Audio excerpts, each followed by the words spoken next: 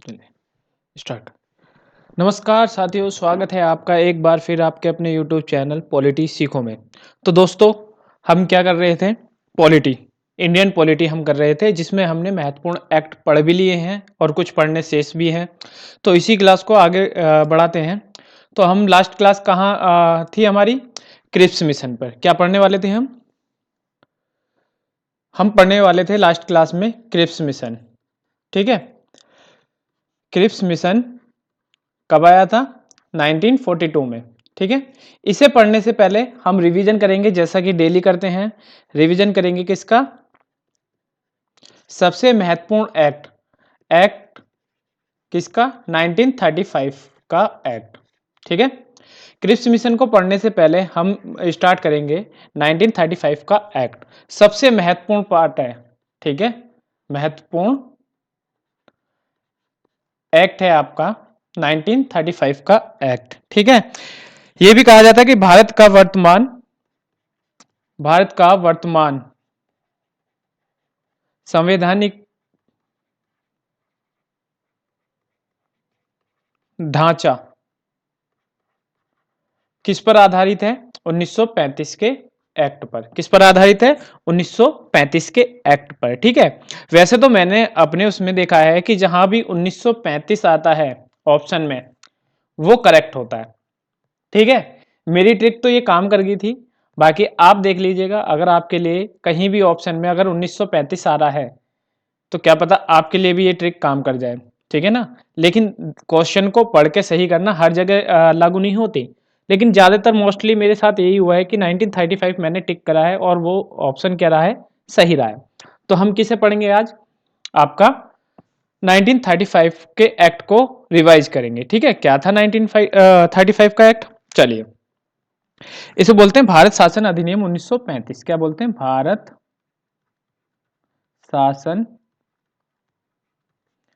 अधिनियम 1935। इसका हम आज क्या करने वाले हैं? रिवीजन करने वाले हैं। ठीक है। तो अगर आप हमारी क्लास पर नए हैं तो चैनल को सब्सक्राइब कर लीजिए और बेल का आइकन दबाना ना भूलिएगा। ठीक है। चलिए आगे बढ़ते हैं। हमने पढ़ा था भारतीय शासन अधिनियम 1935। ठीक है। ये कैसा लंबा, सबसे लंबा और जटिल अधिनियम अगर कोई है तो वो कौन सा है? भारत शासन अधिनियम 1935। इसमें अनुच्छेदों की संख्या, बात करें अनुच्छेदों की संख्या की, अनुच्छेद की, तो कितने अनुच्छेद इसमें पाए जाते हैं? 321, यानी कि 321 उल्टी गिनती। ठीक है। 321 इसमें अनुच्छेद पाए जाते हैं। साथ ही साथ अनुच्छेदों की संख्या कितनी थी इसमें? इसमें थी आपकी 10 अनुच्छेदों की संख्या थी। सॉरी, अनुसूची। अनुसूची, इसे अनुसूची लिखना, अनुच्छेद मत लिखना। ठीक है। मैं लिख देता हूं अनुसूची। हाँ जी। अनुसूची की संख्या कितनी थी? 10 थी। ठीक है। और इसे क्या कहा जाता है कि भारत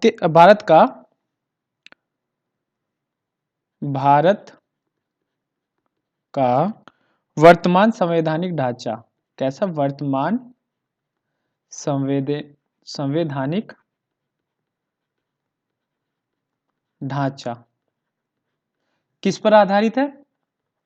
1935 के एक्ट पर आधारित है। ठीक है। यानी कि सबसे ज्यादा प्रावधान 1935 के एक्ट से ले गए हैं। ठीक है। इसमें महत्वपूर्ण महत्वपूर्ण बातें थी। कौन कौन सी महत्वपूर्ण बातें थी उन्हें हम समझ लेते हैं। पहला था कि अखिल भारतीय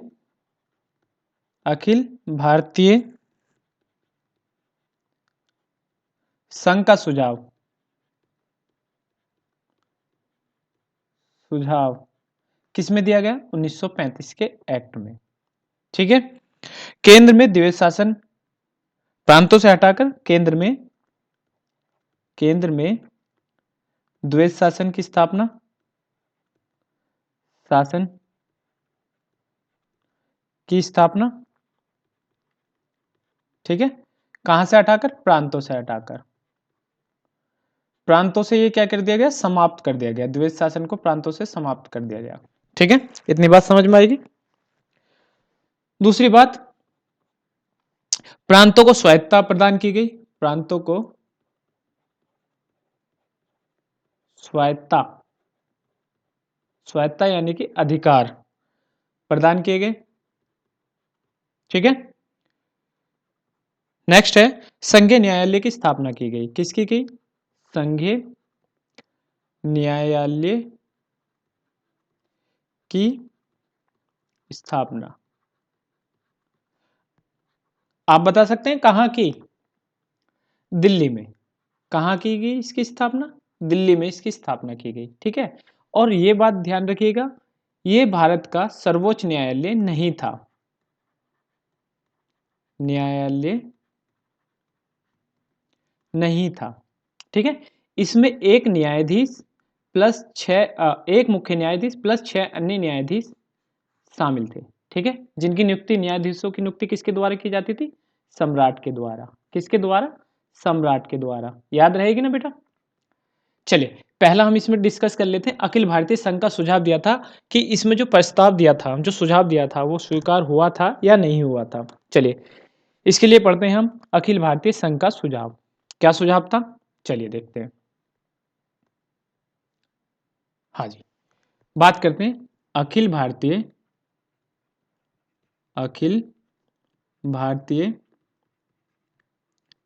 संघ का सुझाव। ठीक है, इसमें क्या किया गया? क्षेत्रों को 3 भागों में डिवाइड कर दिया गया। कितने भागों में? 3 भागों में डिवाइड कर दिया गया। कौन कौन से? ब्रिटिश प्रांत, ब्रिटिश प्रांत, ठीक है, कमिश्नरी प्रांत, कमिश्नरी प्रांत, ठीक है, लिख लीजिए, यहाँ पे प्रांत भी लिख लेते हैं। प्रांत, कमिश्नरी प्रांत कैसे होते थे? एक तरह से केंद्र शासित प्रदेश होते थे। ठीक है, जो जिन्हें कौन शासित करता था? आपका वायसराय शासित करता था। ठीक है, और तीसरे नंबर के कौन से प्रांत थे? तीसरे नंबर में होती थी देसी रियासतें। देसी रियासतें। ठीक है, ध्यान रहेंगी कौन कौन से?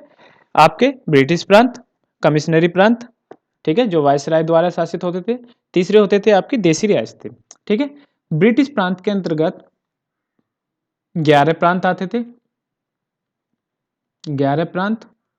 ठीक है, और कमिश्नरी प्रांत के अंतर्गत 6 प्रांत या फिर 6 क्षेत्र आते थे। ठीक है, इन दोनों को कहा गया कि ये अनिवार्य रूप से संघ में शामिल होंगे। कैसे होंगे? अनिवार्य रूप से, अनिवार्य रूप से संघ में शामिल होंगे, संघ में शामिल किए जाएंगे।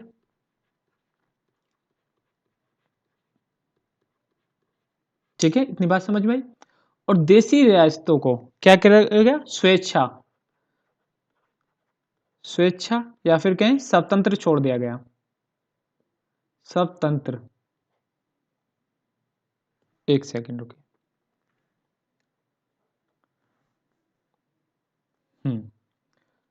स्वतंत्र छोड़ दिया गया कि चाहे तो ये संघ में शामिल हो जाएं, चाहे तो स्वतंत्र रहें। ठीक है, डिसीजन इनका है।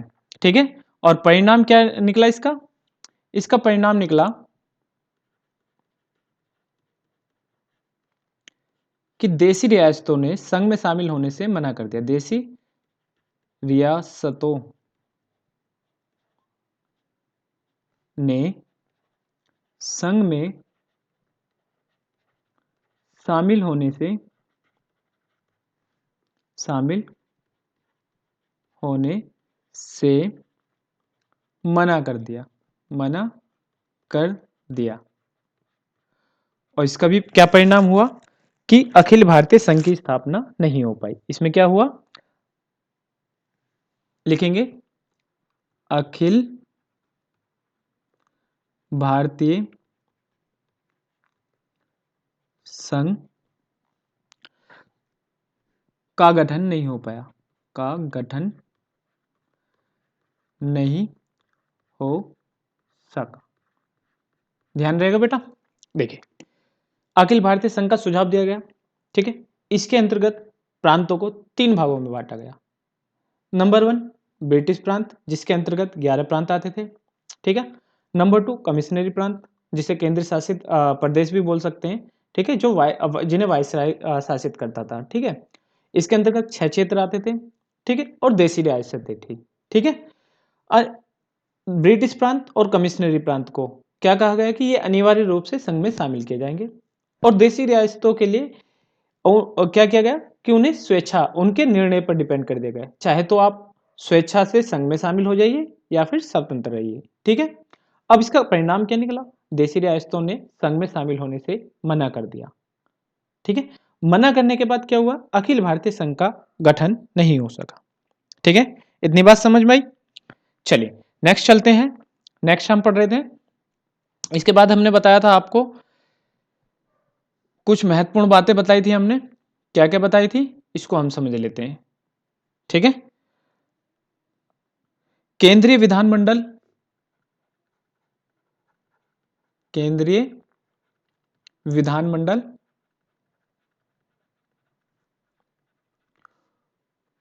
पूर्ण रूप से गवर्नर जनरल के अधीन हो गया, पूर्ण रूप से गवर्नर जनरल के अधीन हो गया, के अधीन हो गया। बेटा इसमें हम महत्वपूर्ण बातें जानेंगे, अगर आपको डिटेल में जाना है तो पिछली क्लास में मैं आपको ये पढ़ा चुका हूँ बिल्कुल एक एक बात, ठीक है। जो इंपॉर्टेंट है ज़्यादा ही वो मैं आपको पढ़ा रहा हूँ, ठीक है। दूसरी बात क्या थी कि जो धन विधेयक है, धन विधेयक है, ठीक है, यह केवल कहाँ प्रस्तुत किया जा सकता है, विधानसभा में पेश किया जा सकता है, ठीक है। बात करें प्रांतीय शासन व्यवस्था की कि इसमें क्या हुआ, प्रांतों में उत्तरदायी सरकार की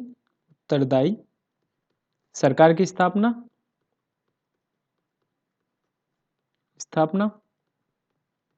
ठीक है। और शासन की शक्ति क्या हुआ, शासन की शक्ति प्रांतों में शासन की शक्ति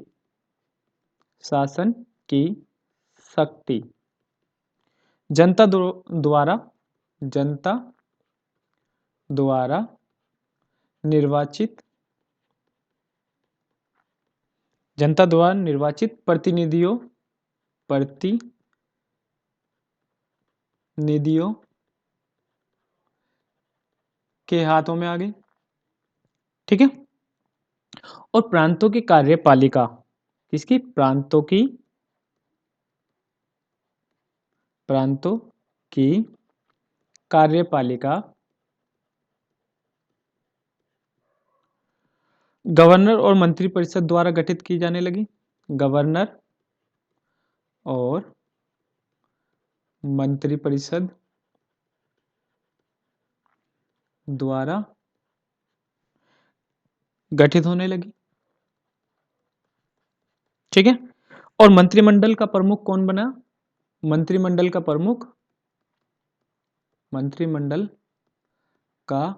प्रमुख कौन होता था, वो होता था आपका गवर्नर, ठीक है।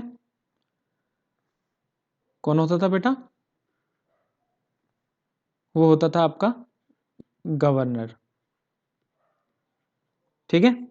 और इस गवर्नर को 3 तरह की पावर प्राप्त थी, कौन सी, एक थी विवेकीय शक्ति कि ये स्वयं विवेक से फैसला ले सकता था, ठीक है। दूसरी पावर क्या थी, विशिष्ट उत्तरदायित्व की शक्ति,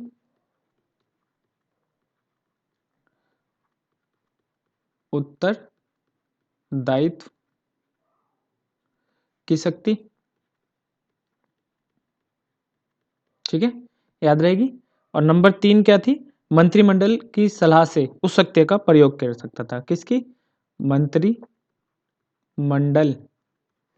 की सलाह से क्या कर सकता था, उस शक्ति का प्रयोग कर सकता था, ठीक है। इतनी बात समझ में आएगी, ठीक है। लेकिन 1935 के एक्ट में प्रांतों में पूर्ण कालिक उत्तरदायित्व पूर्ण शासन की स्थापना नहीं हो सकी, ठीक है। 1935 का एक्ट भी प्रांतों में क्या हुआ, उत्तरदायी शासन की स्थापना ना कर सका। ये आप ध्यान रखेंगे, ठीक है। आगे बढ़े। इसमें हमने शक्तियों का विभाजन किया था, समझेंगे। 1935 में हमने क्या किया था, शक्तियों का विभाजन किया था, शक्तियों का विभाजन, ठीक है। विभाजन को हमने कितने भागों में बांटा था, 3 श्रेणियों में बांटा था, या फिर 3 सूचियों में, 3 सूचियों में हमने बांटा था। 3 सूची कौन कौन सी थी वो, देखिए। प्रथम सूची थी आपकी संघ सूची, ठीक है। द्वितीय सूची थी आपकी प्रांतीय सूची, और तृतीय सूची कौन सी थी आपकी, समवर्ती सूची, ठीक है। ध्यान रहेगा।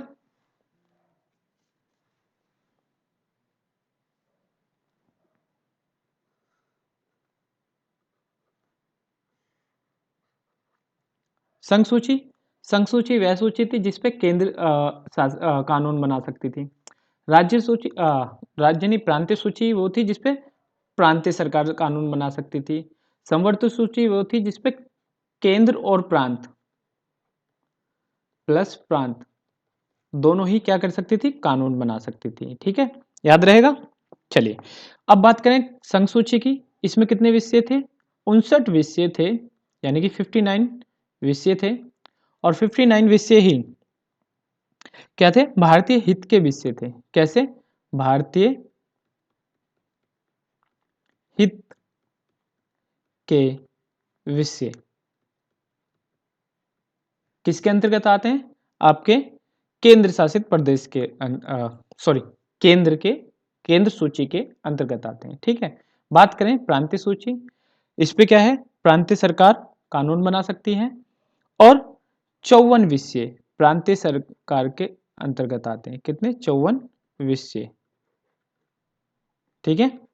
और ये 54 विषय विषय कैसे थे, स्थानीय हित के विषय थे। किसके, स्थानीय हित के विषय थे, ठीक है। इतनी बात समझ में आई। फिर इससे आगे बढ़े तो जहां केंद्र समवर्ती सूची थी, केंद्र और प्रांत दोनों इसमें कानून बना सकती थी। इसमें 36 विषय रखे गए। कितने विषय रखे गए, 36 विषय। और ये विषय कैसे थे, प्रांतीय हितों के विषय थे। कैसे थे, प्रांतीय हितों के विषय। अब सवाल उठता है, जैसे वर्तमान में अवशिष्ट विषय केंद्र में होते हैं, तो उस समय अवशिष्ट विषय किसके अधीन आते थे, ठीक है। बात करें अवशिष्ट विषयों की, ठीक है। इस पर निर्णय कौन देता था, इस पर निर्णय देते थे आपके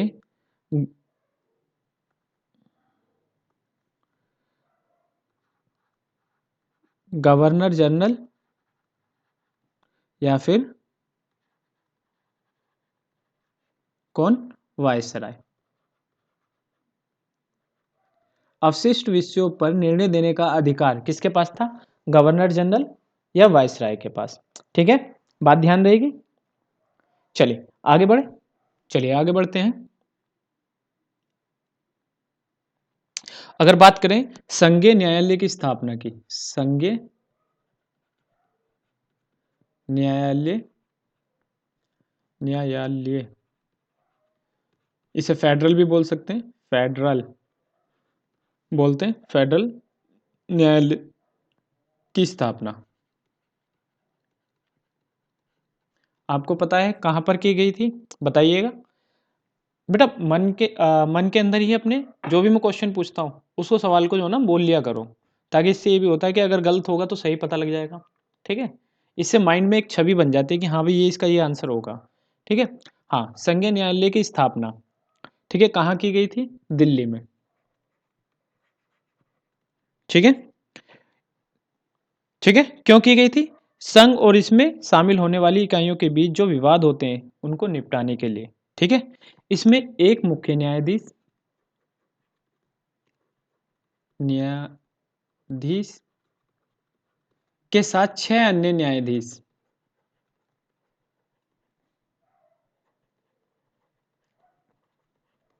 होते थे। ठीक है, अगर बात करें प्रथम मुख्य न्यायाधीश की, तो वो कौन थे बताइएगा, कौन देगा इसका आंसर? प्रथम मुख्य न्यायाधीश, प्रथम मुख्य न्यायाधीश थे इसके सर मॉरिस ग्वेर, सर मॉरिस ग्वेर, ध्यान रहेगा बेटा। ठीक है, चलें आगे।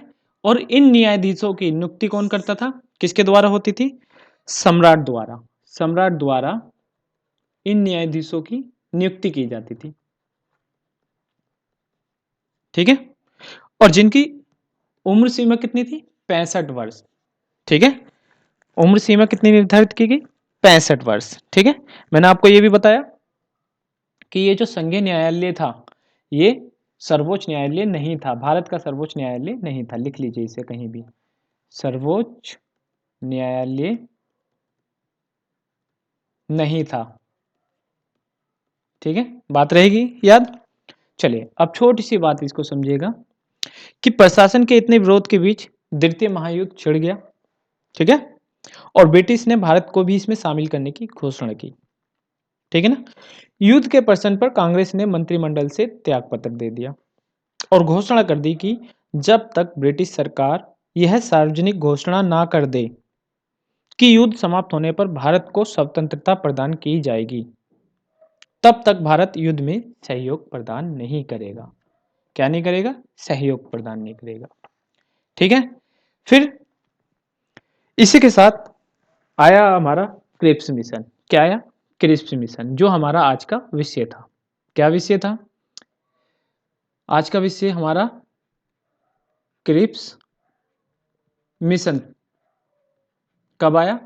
1942 में। ठीक है, इसको पढ़ने से पहले हम संविधान की मांग कब कब उठी, इसको पढ़ लें, एक छोटा सा नोट। ठीक है, चलिए इसे पढ़ते हैं हम, संविधान की मांग। इससे पहले हम पढ़ते हैं संविधान की मांग।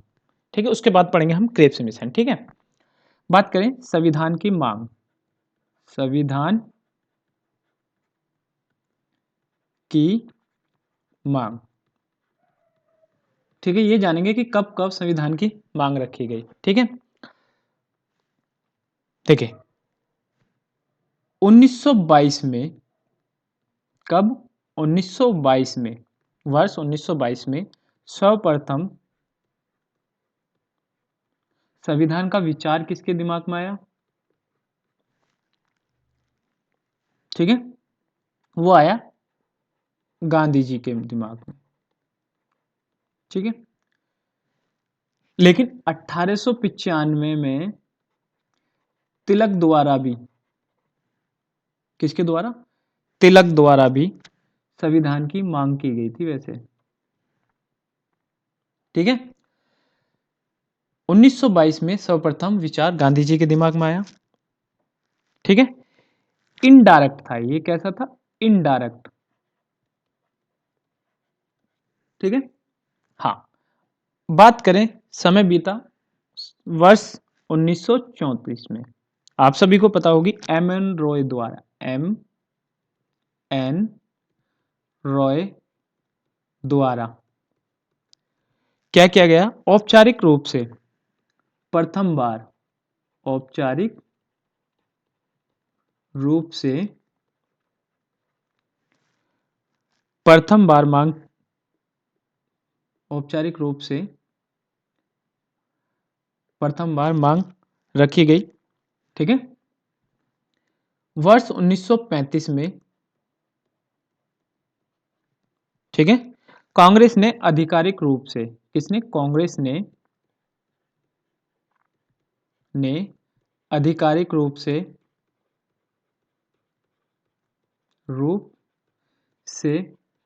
संविधान की मांग रखी। ठीक है, 1940 में अगस्त प्रस्ताव आया। क्या आया? अगस्त प्रस्ताव रखा गया। ठीक है, इसमें अंग्रेजों ने, इसमें किसने? अंग्रेजों ने ने सैद्धांतिक रूप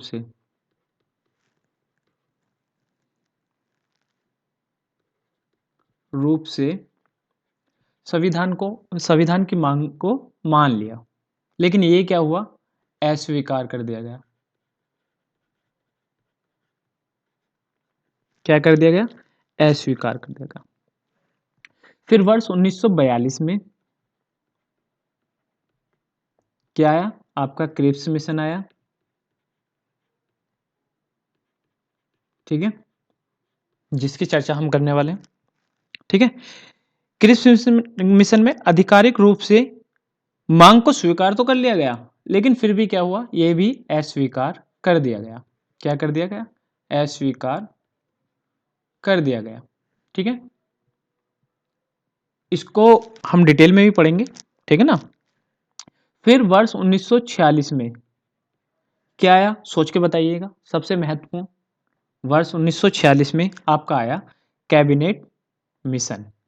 क्या आया, कैबिनेट मिशन। ठीक है, इसी के आधार पर संविधान सभा का गठन किया गया। किसका, संविधान सभा का गठन किसके आधार पर किया गया, कैबिनेट मिशन के आधार पर। ठीक है, इतनी बात समझ में आ गई। चलिए अब पढ़ते हैं हम क्रिप्स मिशन। क्या पढ़ेंगे, क्रिप्स मिशन। हाँ जी, क्रिप्स मिशन 1942, इसके बारे में हम चर्चा करेंगे। चलिए थोड़ा सा बात को सुनिएगा। ठीक है, क्या कहना चाह रहा हूं मैं, उसको समझिएगा भी।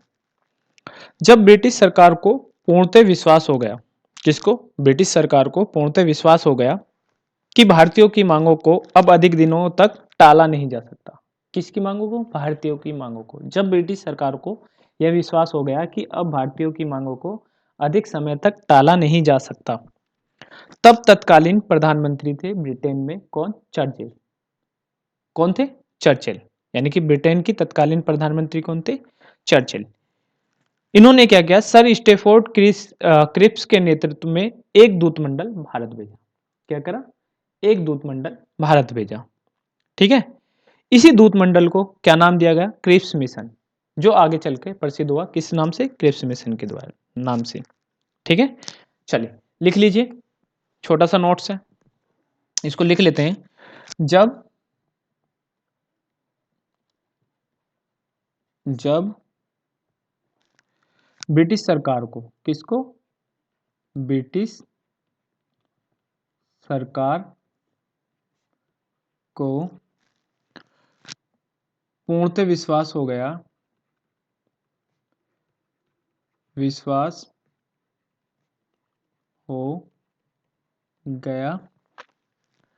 कि भारतीयों की मांगों को, कि भारतीयों की मांगों को और अधिक दिनों तक टाला नहीं जा सकता, अधिक दिनों तक टाला, या फिर नकारा भी कह सकते हो, नकारा नहीं जा सकता। ठीक है, तब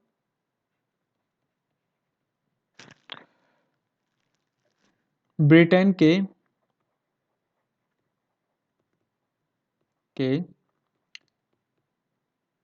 तत्कालीन प्रधानमंत्री कौन थे, चर्चिल, ने सर स्टेफोर्ड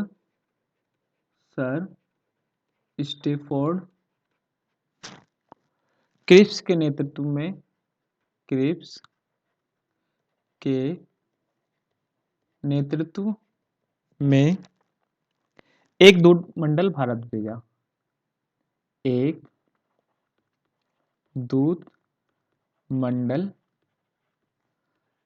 भारत भेजा। ठीक है, जो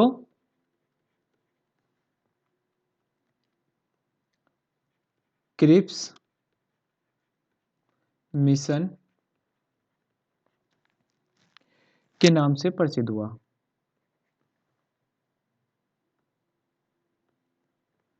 के नाम से प्रसिद्ध हुआ। ठीक है, याद रहेगा क्रिप्स मिशन के बारे में कि जब ब्रिटिश सरकार को, अब क्या हुआ, ब्रिटिश सरकार को पूर्णतः विश्वास होगा कि भारतीयों की मांगों को अधिक दिनों तक टाला नहीं जा सकता। और उसी समय ब्रिटेन के तत्कालीन प्रधानमंत्री कौन थे? चर्चिल। इन्होंने क्या किया, सर स्टेफोर्ड क्रिप्स के नेतृत्व में एक दूतमंडल भारत भेजा। ठीक है, इस दूतमंडल को ही क्या कहा गया? क्रिप्स मिशन नाम दिया गया। ठीक है, क्या कहा गया? क्रिप्स मिशन नाम दिया गया। ठीक है, चलिए आगे पढ़ते हैं, क्या क्या बातें इसमें हुई। कुछ छोटी छोटी सी बातें और हैं, इनको पढ़ लेते हैं। ठीक है, कुछ शर्तें हैं, कुछ प्रस्ताव हैं। ठीक है, उससे पहले एक मिनट, एक सेकंड होल्ड करिएगा।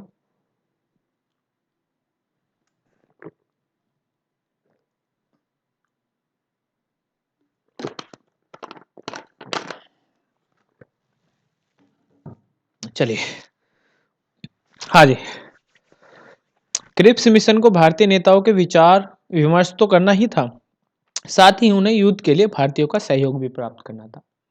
ठीक है, क्रिप्स मिशन की भारतीय नेताओं के विचार विमर्श तो करना ही था, साथ ही उन्हें युद्ध के लिए भारतीयों का सहयोग भी प्राप्त करना था। ठीक है, क्रिप्स मिशन के प्रस्तावों के आधार पर ब्रिटिश सरकार ने भारत के बारे में निम्न सुधारों की घोषणा की। किसकी घोषणा की? सुधारों की, निम्न सुधारों की घोषणा। लिख लीजिएगा इसे इंपॉर्टेंट करके कि क्रिप्स के प्रस्तावों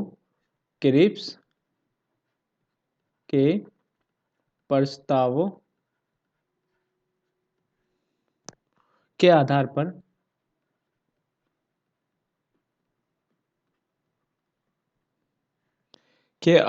पर ब्रिटिश सरकार ने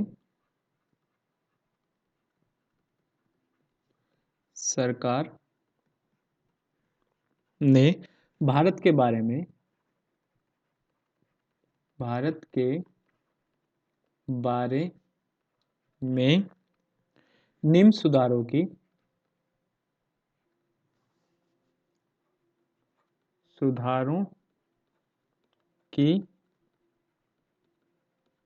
घोषणा की। ठीक है, क्या क्या सुधार थे, इसको बताइएगा, क्या क्या सुधार थे।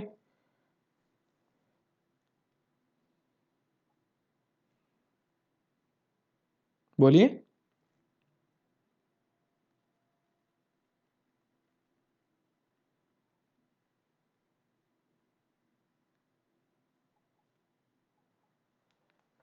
चलिए मैं बताता हूं क्या क्या सुधार थे। नंबर 1 लिखिएगा,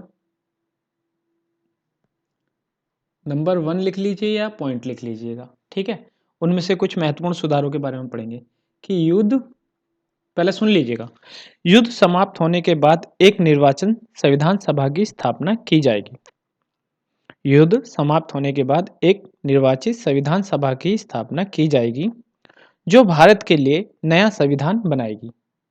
ठीक है, जैसे ही युद्ध समाप्त होगा, एक निर्वाचित संविधान सभा की स्थापना की जाएगी और भारत के लिए, वो क्या करेगी? भारत के लिए नया संविधान बनाएगी। ठीक है, पहली घोषणा तो ये होगी। दूसरी घोषणा क्या थी कि संविधान सभा में भारतीय राज्यों के प्रतिनिधि शामिल करेंगे। संविधान सभा में क्या करेंगे? भारतीय राज्यों के प्रतिनिधि शामिल होंगे। ठीक है, इसी के साथ तीसरी घोषणा थी कि ब्रिटिश सरकार संविधान को निम्न शर्तों पर स्वीकार करेगी। ठीक है, वो शर्त क्या है उसको हम आगे पढ़ेंगे, पहले हम पढ़ लेते हैं कि क्या क्या घोषणा हुई थी। ठीक है, क्या घोषणा हुई थी कि युद्ध समाप्त होने के बाद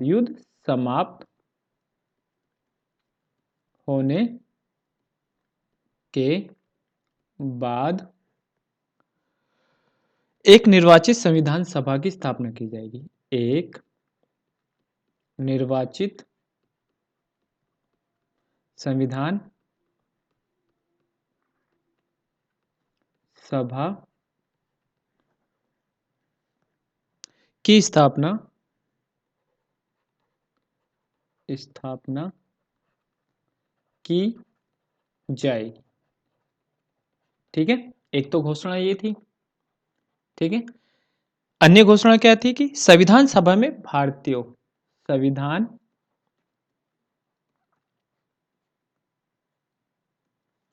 सभा में भारतीयों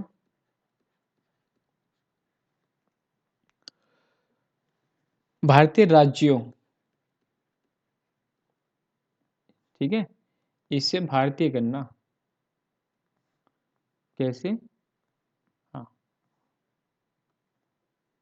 भारतीय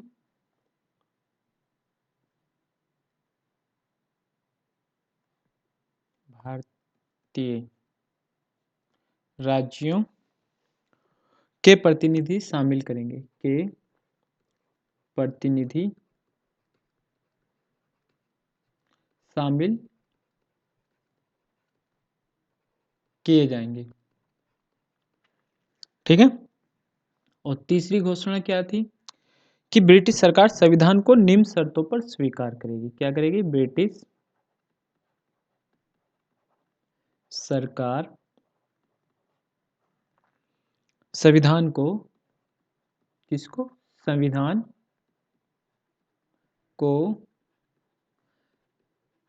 निम्न शर्तों पर शामिल करेगी।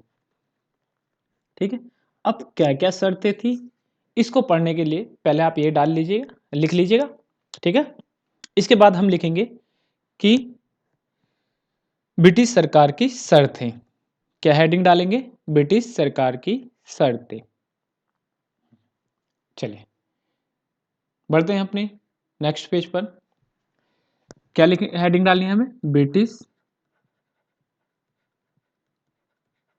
सरकार की शर्तें। ठीक है, क्या क्या शर्तें थी इसको हम पढ़ेंगे। चलिए, नंबर 1 शर्त है आपकी, पहले शर्त लिखो, पॉइंट डाल लो या फिर ऐसे लिख लो कि प्रांतों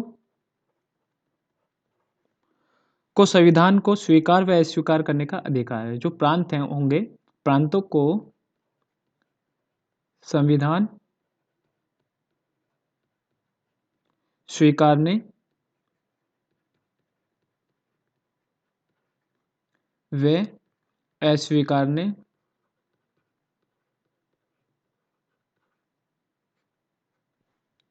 का अधिकार होगा, का अधिकार।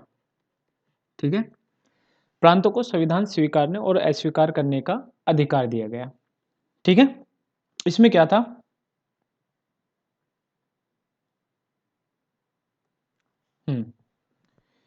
इसके अंतर्गत ही लिखना, पहला जो पॉइंट है इसे पॉइंट में लिख लो, नंबर 1 लिख लो। ठीक है, हाँ, ब्रिटिश भारतीय प्रांतों को यह अधिकार होगा कि वे चाहे संविधान को स्वीकारें या संघ में शामिल हो या अपने लिए नए संविधान की रचना कर लें। ठीक है, ब्रिटिश भारतीय प्रांतों को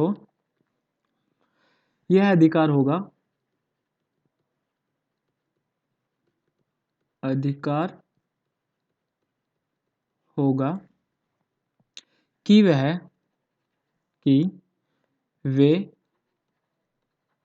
चाहे, चाहें संविधान को स्वीकार करें, को स्वीकार करें और संघ में शामिल हो जाएं, और करें और संघ में शामिल हो जाएं ठीक है, या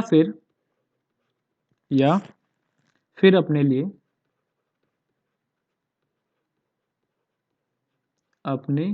लिए नए संविधान की रचना कर लें। क्या कर लें? नए संविधान की रचना कर लें। ठीक है, एक बात तो ये थी। इसी के अंतर्गत दूसरी बात कहेगी कि ब्रिटिश सरकार उनके संघ में शामिल होने के लिए कोई सिफारिश या दबाव नहीं डालेगी। ठीक है, ब्रिटिश सरकार क्या करेगी? उनको संघ में शामिल होने के लिए, उनके संघ में शामिल होने के लिए शामिल होने के लिए कोई सिफारिश या दबाव नहीं डालेगी। कोई सिफारिश या दबाव नहीं डालेगी। यानी कि ब्रिटिश सरकार कोई सिफारिश या दबाव नहीं डालेगा। अगर उनकी इच्छा है संघ में शामिल होने की तो संघ में शामिल हो सकते हैं, अगर नहीं है तो नहीं हो सकते हैं। ब्रिटिश सरकार का कोई दबाव नहीं रहेगा किसी भी तरीके से। ठीक है, अब तीसरी बात क्या कही गई इसमें? तीसरी बात कही गई कि ब्रिटिश सरकार ऐसे प्रांतों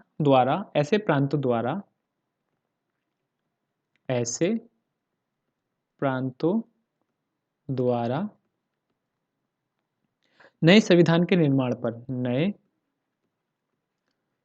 संविधान के निर्माण पर, किस पर? निर्माण पर ब्रिटिश सरकार, जो ब्रिटिश गवर्नमेंट होगी,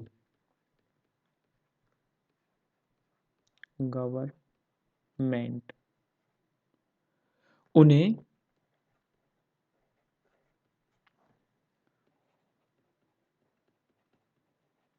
भारतीय संघ के समान ही स्थिति प्रदान करेगी। भारतीय संघ के समान ही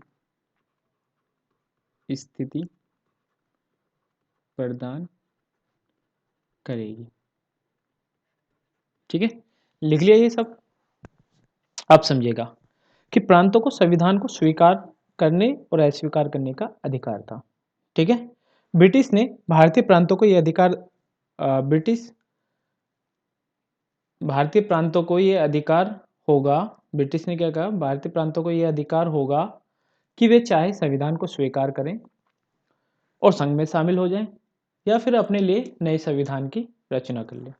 ठीक है, इस रचना के लिए ब्रिटिश सरकार उन्हें संघ में शामिल होने के लिए कोई सिफारिश या दबाव नहीं डालेगी। ठीक है, अब ऐसे प्रांत द्वारा नए संविधान के निर्माण पर, ठीक है, जो अपना नया संविधान बनाते हैं, ठीक है, जो प्रांत अपना नया संविधान बनाते हैं, उस पर ब्रिटिश गवर्नमेंट उन्हें भारतीय संघ के समान ही सारी स्थिति प्रदान करेगी। ठीक है, ये उनकी शर्त थी। ठीक है, बात करें अन्य शर्त की, इसके बारे में हम पढ़ लेते हैं। ठीक है, दूसरी शर्त क्या थी? दूसरी शर्त के बारे में हम पढ़ेंगे। हाँ जी, लिखिए दूसरी शर्त। दूसरी शर्त थी कि संविधान सभा और ब्रिटिश सरकार के बीच एक संधि पत्र पर हस्ताक्षर किए जाएंगे। ठीक है, संविधान सभा और ब्रिटिश सरकार और ब्रिटिश सरकार के बीच एक संधि पत्र पर हस्ताक्षर किए जाएंगे। एक संधि पत्र पर हस्ताक्षर किए जाएंगे जिसमें ब्रिटिश के हाथों से भारतीय हाथों में शासन के हस्तांतरण से उत्पन्न समस्याओं के हल की व्याख्या होगी। ठीक है, जिसमें ब्रिटिश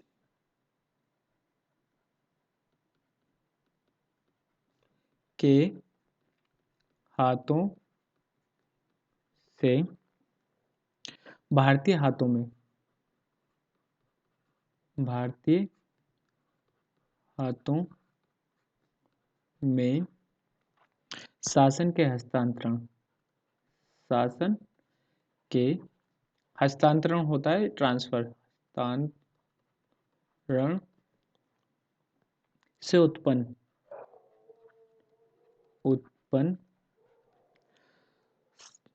समस्याओं के हल की व्यवस्था होगी।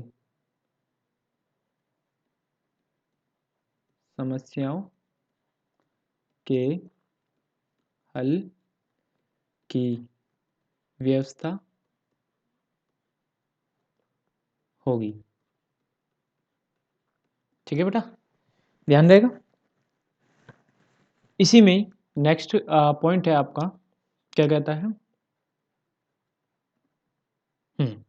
संधि पत्र में सरकार द्वारा दिए गए वचनों के अनुसार जातीय और भाषा संबंधित अल्पसंख्यक वर्गों की सुरक्षा का भी प्रावधान किया गया। ठीक है, इसमें क्या हुआ, जो संधि पत्र था, इस संधि पत्र में सरकार द्वारा दिए गए वचनों के अनुसार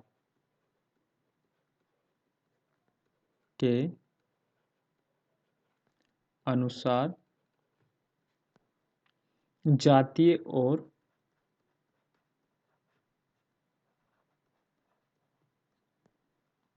भाषा संबंधी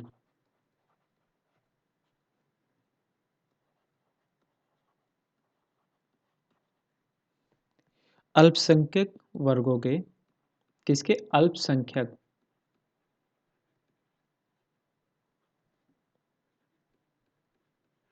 वर्गों की सुरक्षा का भी प्रावधान होगा, भी प्रावधान होगा।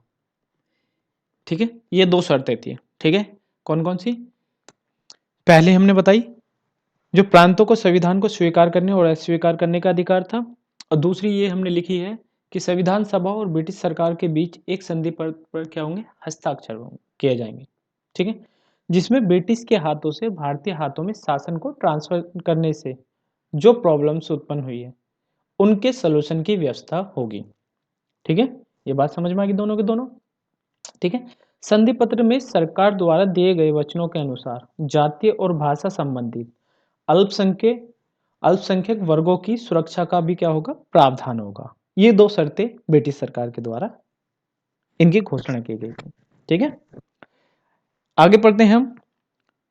अन्य क्या बातें थी, जो सुधारों की घोषणा थी उस पर हम वापिस आ जाते हैं। दो हमने पढ़ चुके थे, अब ये क्या है, तीसरी बात चलेगी हमारी, नहीं चौथी बात चलेगी। तीन बातें होगी, तीसरी बात में तो हमने शर्तें ली थी, ये हमारी चौथी बात हो जाएगी। चलिए इसको पढ़ते हैं हम। हाँ जी, अब फोर्थ हमारी कौन सी घोषणा थी, वो थी क्रिप्स मिशन ने संविधान निर्मात्री सभा के आकार को निश्चित किया। युद्ध समाप्ति बाद प्रांतीय विधानसभाओं का चुनाव किया जाना था, जो संविधान निर्माण सभा के सदस्य का चुनाव करती। ठीक है, इसमें महत्वपूर्ण बिंदु थे, संविधान सभा के सदस्यों की संख्या प्रांतीय विधानसभा की संख्या का 1/10 भाग से अधिक नहीं होगी। दूसरा महत्वपूर्ण बिंदु था इसका, प्रत्येक प्रांत को जनसंख्या के अनुपात में प्रतिनिधि चुनने का अधिकार था। साथ ही साथ इसका महत्वपूर्ण बिंदु तीसरा था, युद्ध के पहले भारतीय नेताओं की सहमति न होने पर इस व्यवस्था में परिवर्तन किया जा सकता है। यानी कि अगर सहमत नहीं है तो उसमें क्या कर सकते हैं, परिवर्तन किए जा सकते हैं। चलिए इसको हम लिखते हैं कि संविधान क्रिप्स मिशन क्रिप्स मिशन ने संविधान सभा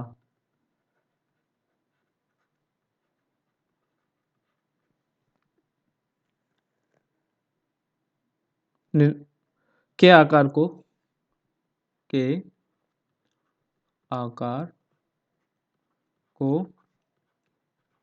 निश्चित किया। ठीक है, बात समझ में आ रही है? निश्चित किया। युद्ध समाप्ति बाद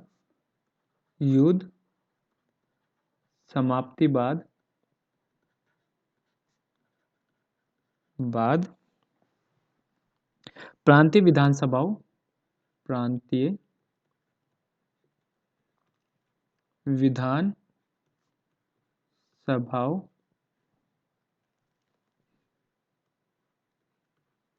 का चुनाव किया जाना था।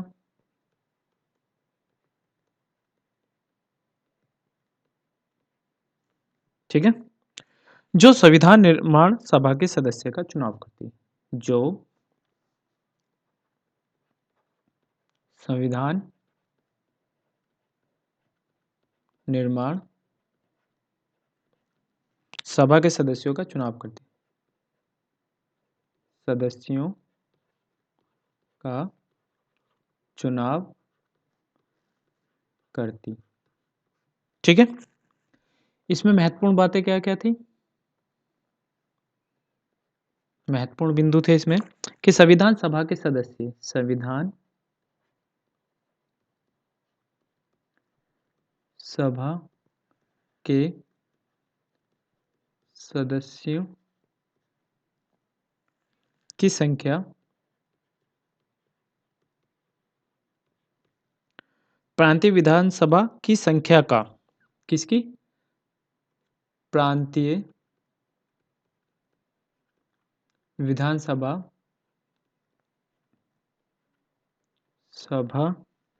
की संख्या का कितना? 1/10 भाग, 1/10 भाग से अधिक नहीं होगी, से अधिक नहीं होगी। ठीक है, ये बात समझ में आई? चलिए, इसका दूसरा बिंदु था कि प्रत्येक प्रांत को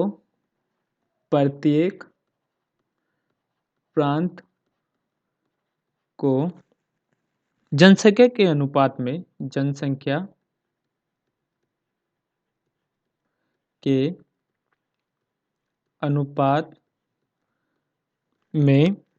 प्रतिनिधि चुनने का अधिकार था। जनसंख्या के अनुपात में प्रतिनिधि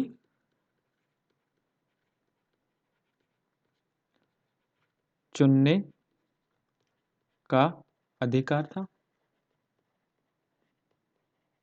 ठीक है, और तीसरी महत्वपूर्ण बात क्या थी इसमें? वो थी युद्ध के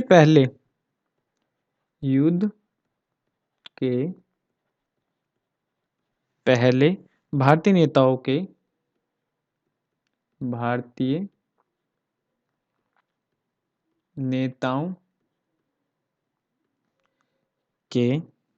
सहमत ना होने पर, क्या ना होने पर? सहमत ना होने पर इस व्यवस्था में परिवर्तन किया जा सकता है। क्या किया जा सकता है? इस व्यवस्था में परिवर्तन किया जा सकता है। ठीक है, ध्यान रहेगी ये बात, एक बार समझ ले। क्रिप्स मिशन ने संविधान सभा के आकार को निश्चित किया और युद्ध समाप्ति के बाद प्रांतीय विधानसभाओं का चुनाव किया जाना था, जो संविधान निर्माण सदस्यों का चुनाव करती। ठीक है, इसमें संविधान सभा के सदस्यों की संख्या प्रांतीय विधानसभाओं की संख्या का 1/10वां भाग से अधिक नहीं होगी और प्रत्येक प्रांत को जनसंख्या के अनुपात पर प्रतिनिधि चुनने का अधिकार दिया गया था। ठीक है, युद्ध के पहले भारतीय नेताओं के सहमत ना होने पर इस व्यवस्था में परिवर्तन किया जा सकता है। ठीक है, लास्ट और सबसे अंतिम घोषणा क्या थी, इसको हम पढ़ लेते हैं।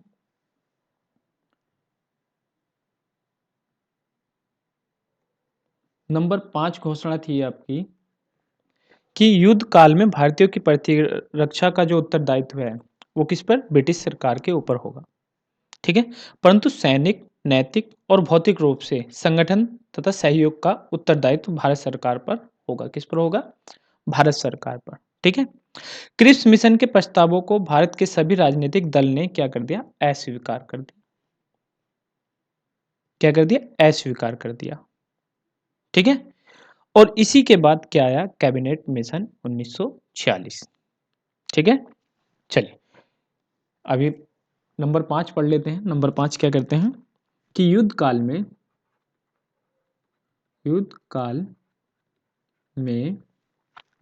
भारत की प्रतिरक्षा, भारत की प्रतिरक्षा का उत्तरदायित्व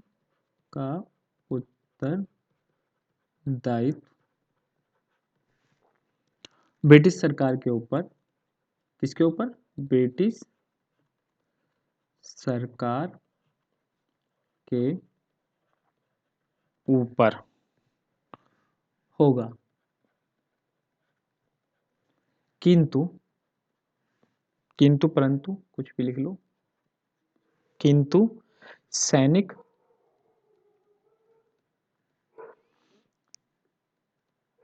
नैतिक और भौतिक रूप से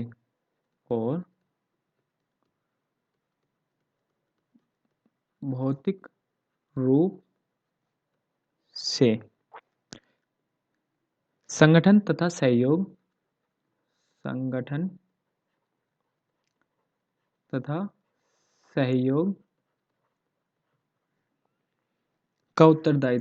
का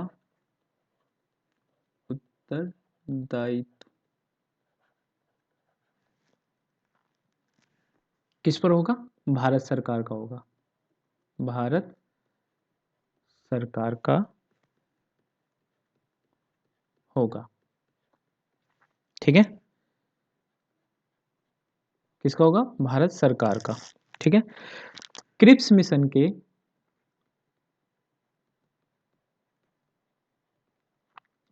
के प्रस्तावों को भारत के सभी राजनीतिक दलों ने, भारत के सभी राजनीतिक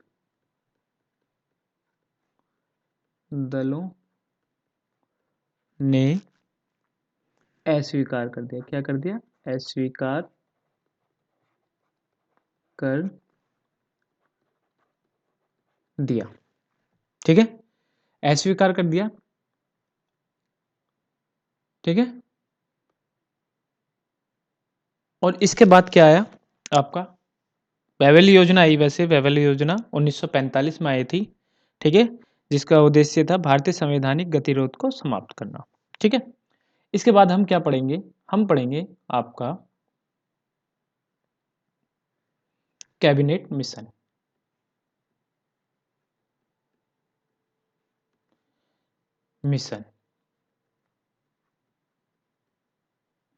कब आया, 1946। ठीक है, कैबिनेट मिशन को पढ़ने से, ठीक है, कैबिनेट मिशन को पढ़ेंगे नेक्स्ट क्लास में। आज के लिए इतना ही। ठीक है, अगर आपको क्लास पसंद आ रही है, अगर आपको क्लास पसंद आ रही है तो ज़्यादा से ज़्यादा लाइक करें, सब्सक्राइब करें, कमेंट करें। क्या करें, लाइक करें, ठीक है, कमेंट करें। ठीक है, क्या क्या और सुधार हम इसमें कर सकते हैं। ठीक है, क्या आपको पीपीटी का माध्यम अपनाना है या फिर इसी तरीके से करना है। ठीक है, और चैनल को सब्सक्राइब करना ना भूलें। ठीक है, मिलते हैं हम अगली क्लास में। ठीक है, आज के लिए इतना ही। धन्यवाद। ठीक है।